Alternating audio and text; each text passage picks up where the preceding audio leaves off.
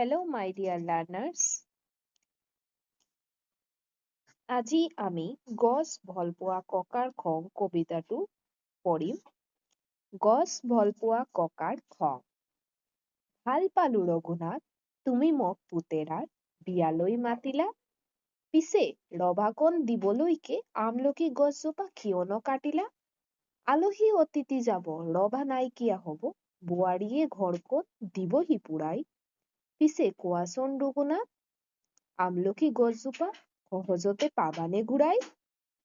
দৰাটিক মাতাচোন, এজলকা আশীৰ্বাদ দিও আৰু যাও, গছজোপা কটা বাবে লুচি ভাজি ৰসগোল্লা একোকে নাখাও। ডক্টৰ ভৱেন্দ্ৰনাথ শইকীয়া।